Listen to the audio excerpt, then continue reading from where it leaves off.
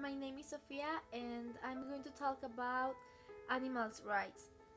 Well, why I decided to talk about this subject, it was because I think that in our society people mostly don't have a conscious mind with animals, and we forget that they have rights too, like we do. So, well, first, to understand this speech, I'm going to define what are animals' rights.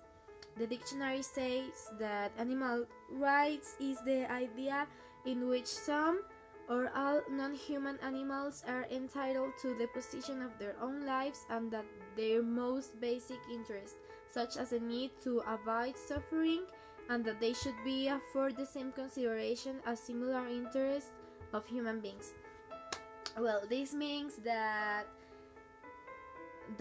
animals have the right of a decent life and have the right to avoid their suffering, and well, that they need to have the same consideration as similar interests of human beings.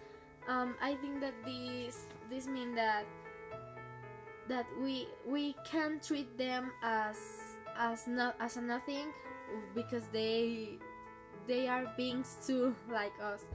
And well, I think that is on us to avoid their suffering, because as humans we can think and we can be reasonable, and that's something that animals can be. Ay, hola Lasquita, hi Alaskita, hi. Well, she's my animal. Go away, please go away. I need to make. No, I'm so sorry, teacher, but I can make another video, so I'm going to send this one because I don't have more space in my iPad. Well, um, okay, it's on us to avoid their suffering, and I was saying that it was because we are humans, and as humans we can be ethic, and we can be reasonable, and that's something that animals can do. They can think if something is good or bad. They can make the difference in their head because they just act for instincts. So that's why as ethic beings we can help them to have a better life.